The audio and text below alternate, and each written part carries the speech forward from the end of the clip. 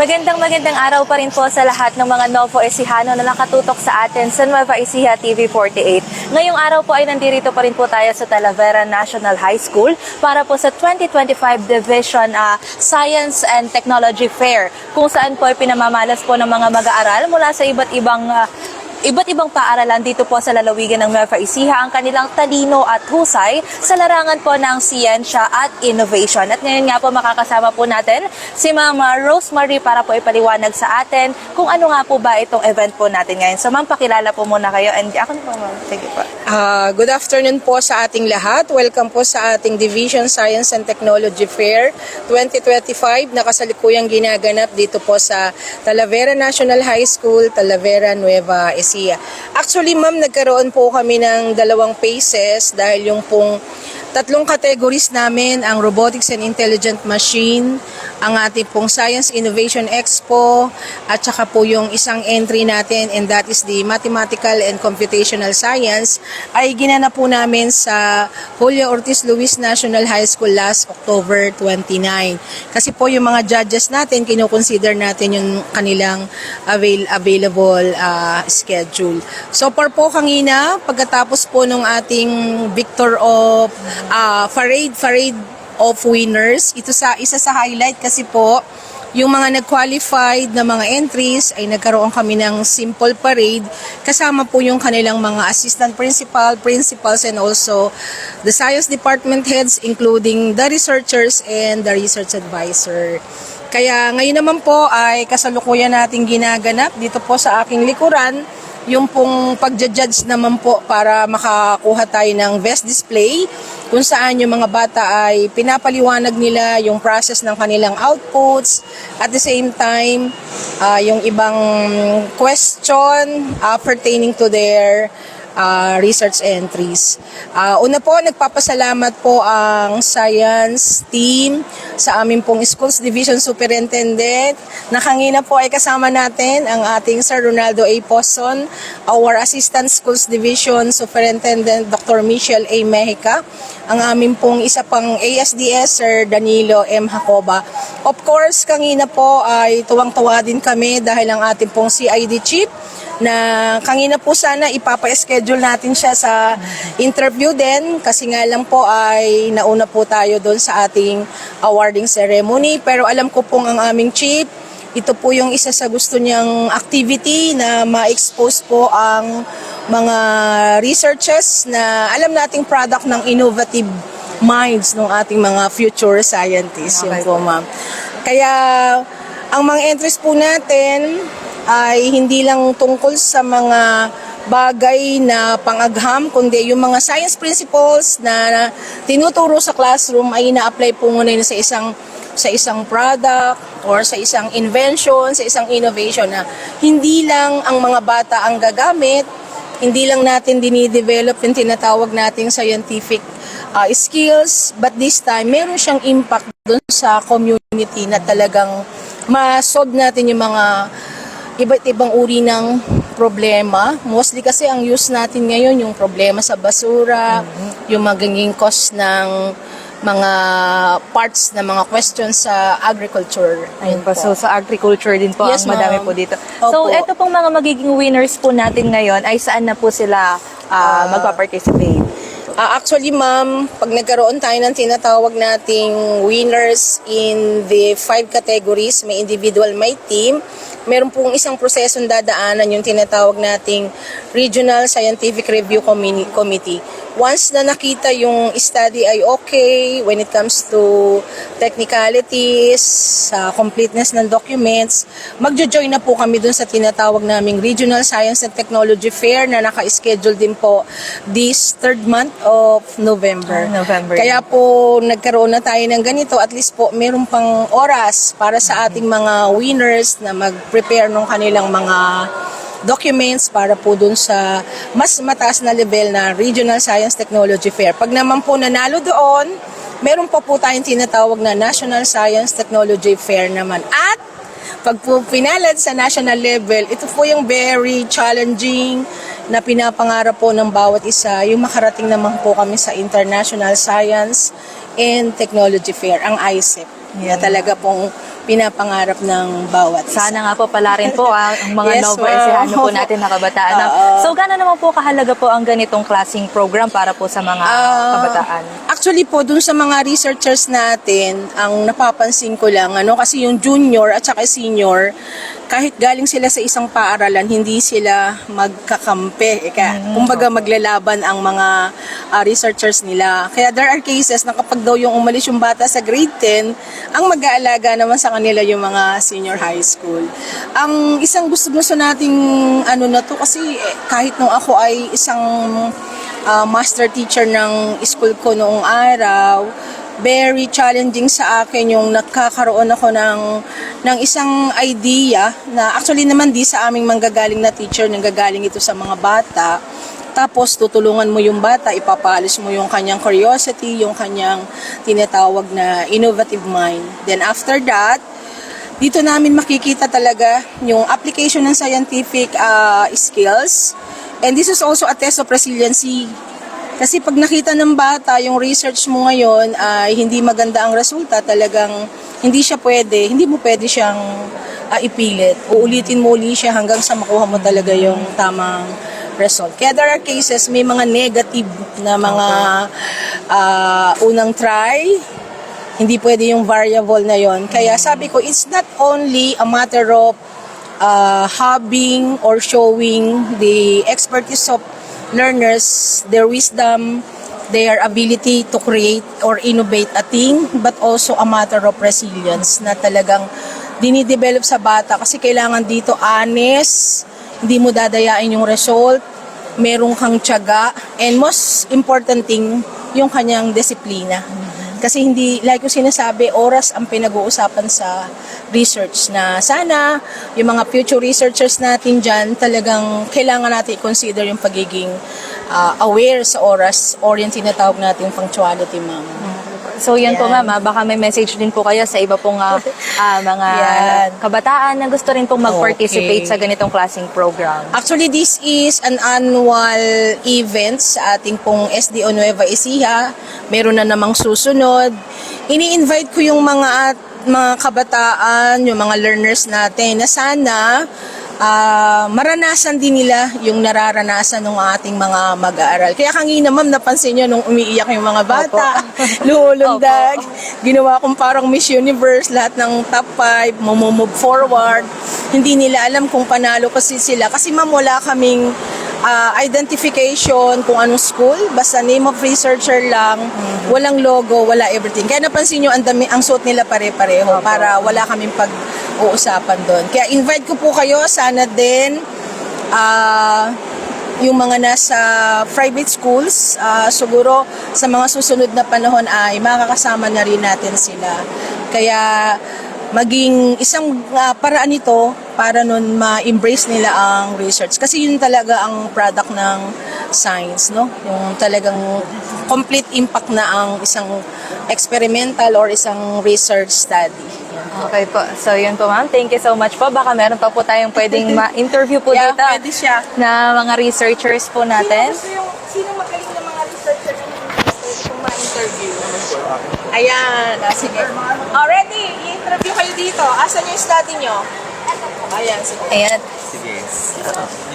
Wait lang po. Ay, sige. May mga questions ba kayo or Hindi po, paki-explain lang po kung ano po yun yung itong project po.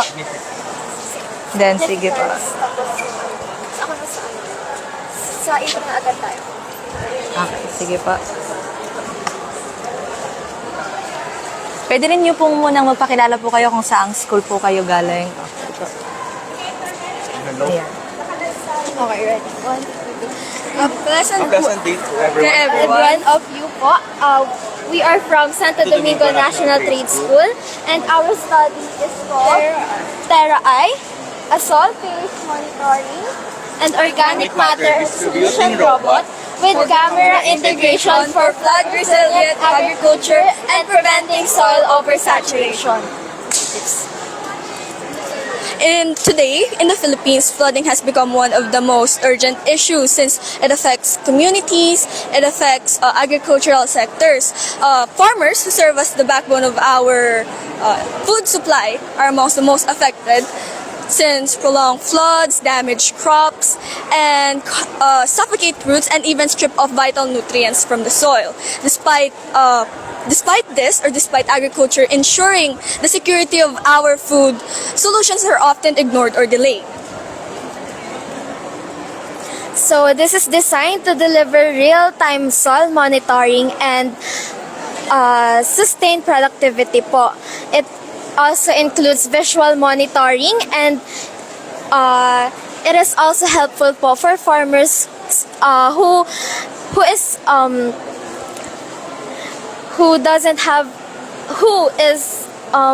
medyo hirap po sa mga costing nila sa fertilizers po. So yung paggamit po nito is like it will test the pH level of the soil, and once it tested po that the pH level is imbalanced, it will dispense organic matter po to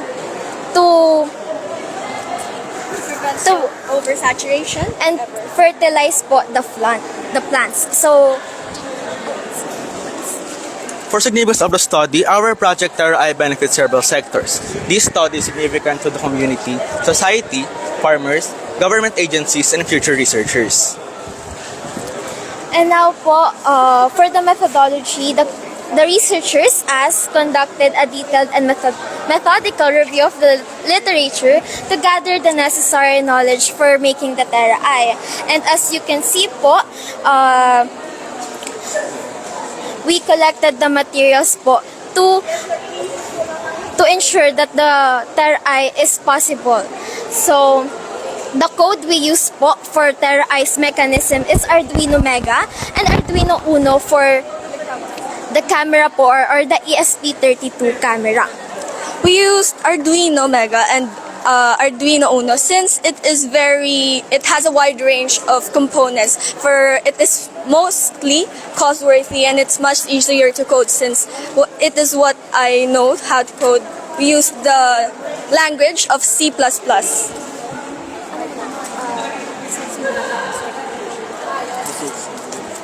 So, for the final results po, the results show that TerraEye performed excellently in all areas. Especially po, since we tested this in our school and in the locality.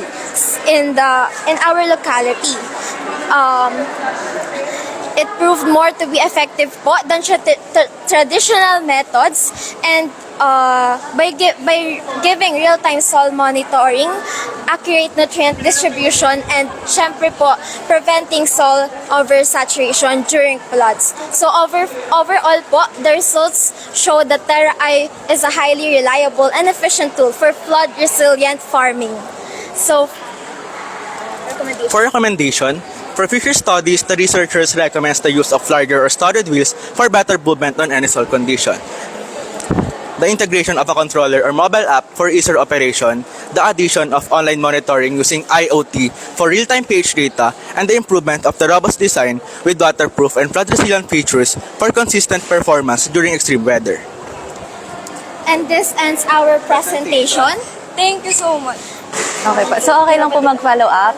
So, yung mga farmers po na dito po sa pag-test nyo po, ano naman po ang comment po nila sa naging project nyo po? And they are very happy about it po since this robot helps not only to make their works easier, it helps maintain the soil health, and actually since it is a matter distributing or the fertilizers are going to be distributed, mas nadadalian po sila sa mga works nila. So, positive. Okay. Yes, Sige, sige And po. additionally po, as I have said earlier, the farmers po yung mga farmers po are very happy that their use of fertilizer is going to be reduced po, since this organic matter distributing robot is very helpful for detecting and monitoring the pH balance of the soil and their fields po. Okay, so kayo naman po as a team, kumusta naman po yung naging process nyo po, yung mga experiences nyo po dito sa paggawa po nitong project? Oh, okay. So we actually enjoyed the process of making this. And yeah, we had fun. There is the distribution of our works. Of course, we went to consult consultants, and we made the paper, programmers, we learned, and yeah, we we cried, we learned, but overall we enjoyed it. We were very happy about the process, and I think we found a very, very useful study, and yeah, we found not only a useful study but a family and a friend. Okay, so ito naman pong project nyo. So kung may plano po ba kayo na ipakalat ito sa future, ganun po, kung mabibigyan po kayo ng chance. Okay. Yes po, as I have said po kanina as my team said po kanina sa recommendations, as long po as nagawa yung recommendations na nandito is maaayos naman po yung magiging process ni TERA-I sa paglaganap po sa locality. Okay, so yun po. Thank you so much po. Thank you so much po sa product nyo. And congratulations po sa inyo pong successful na. Thank you so much po. Thank you so much po.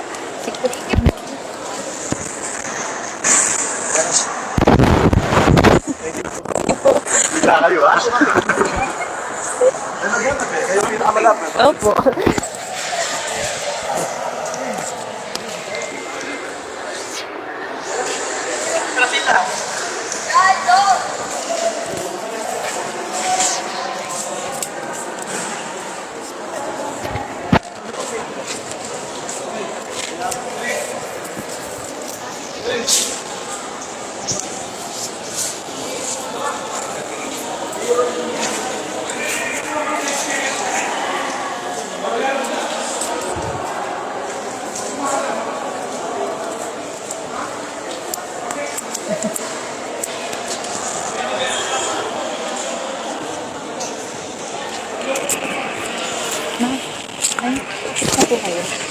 Siya po ata. Puro kakay ko.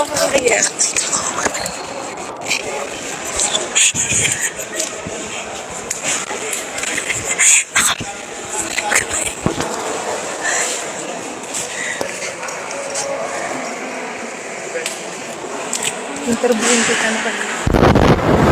Sabi nila doon. Ito na lang pa-interview. Wala pagdating dito. Pinakausap ko sa iyo. Yung Carabao Mayor na.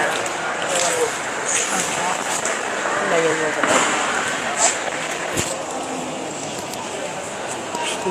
Ang palain?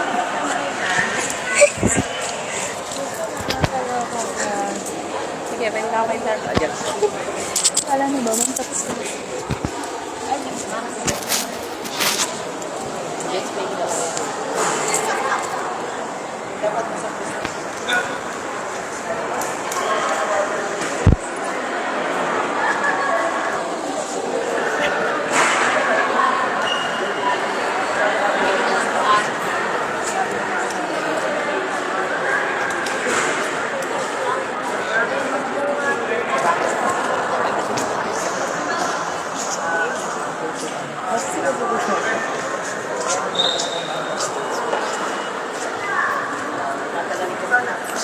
Ano ito? Ito ba?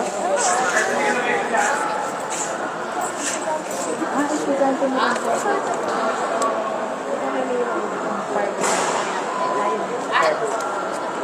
Para sa tahanan ng likod. Para makuha mo kasi.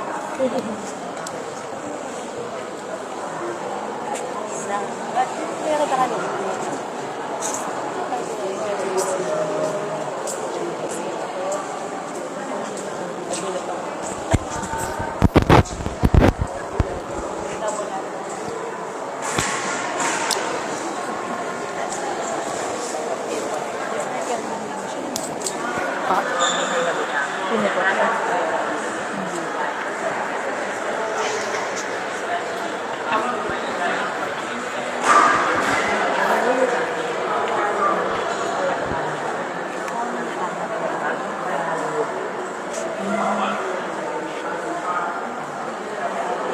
Pero ito po sa skin po ito.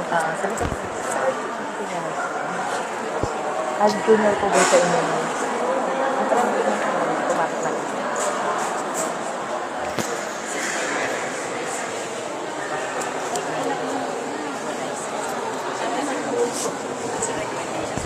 sa recommendation. O, kasi kung ako magbibilad ng palay, yung ilang kilo, isang kilo ba bunso? Apa. Ilang kilo? 6 to 10 kilos po siya. For how many hours? Nag-test po kami ng dalawang types of palay po. Yung sariwa po, nag-reach po siya ng 1 kilos lang po yan, 17 minutes and 20 seconds po. Yung skin dry naman po, 11 minutes and 50 seconds po. Ready to... Apa. And meron din po tayong moisture monitoring device po para mas madali po sa farmers po natin na makita po if the palay is already dried po. And yung farmers din po, they have also options po. It's either yung solar panel po gagamitin po nila, and pag wala na pong stock, halimbawa po ngayon na tag-ulan, they can direct po to sa direct current po.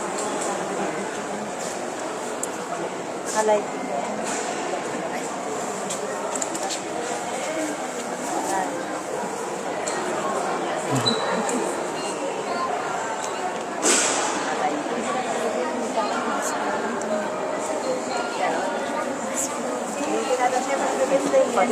So, from here, Apa. Yes po. so paano pagka Pag wala pong stock, ulan? they can stock po ng solar power, but also farmers po, habang yung they use solar power. Interview lang po. Sige po yung tungkol lang po dito sa product. Sige po. Ayan, sige po. Live po tayo. Tungkol po dito. Apa. Ang aming pong study is about performance evaluation of biocomposite wood cells from carbon manure, sawdust, and biospanding materials. We made the product using carbon manure and sawdust with epoxy resin, which is ito po ang outcome. Ganyan po. And matibay po siya, and wala po siyang amoy and makita lang po natin is aesthetic and glossy po siya. Hindi po siya ganun kadaling mabali, and especially po water resistant po siya. Ang absorb lang po niyan tubig is 7% and yung isa po is 10%, which is napakaganda po talaga since hindi po siya madaling masira ng tubig, hindi po siya madaling tubuan ng molds. And yun po ang aming study sa performance evaluation of biocomposite wood tiles from carbon manure, sawdust, and biospanding materials. Okay po. So, saan school po kayo galing? Ezekiel Arlene High School po. Okay po. So, yan po ang inyong product. So, kumusta naman po ang naging process po ng pag-conduct nyo po niyang, pag-create nyo po niyang product? Actually po, mahirap. Pero sa pag tumatagal po is, nag-guess din po natin yung paano po gawin na mas maayos and mas mabuti po para po sa may further products po na ma-improve po namin. And yun lang po. So, paano po kayo nag-come up po na ganyang product po ang i-gawin po nito? Nag-come up po kami sa aming ganito is since yung lugar po namin sa Abundant po ang carbon manure, and kilala po kasi kami sa Carton Festival, which is using Carabao and designing the cartons to innovate and to present, to operate. Kaya po ito ang napili namin para po din magka-idea po ang mga tao sa amin kung paano po gamitin ng mas mabuti ang carbon manure, since madalas po nila ito yung ginagamit as a fertilizer lamang, hindi po siya ini-innovate or nag-i-improve po ng panibagong knowledge. Okay po. So, yun po. Okay. Oh, yun po. Thank you so much po. And good luck po. And congratulations po sa inyong successful na product. Dito.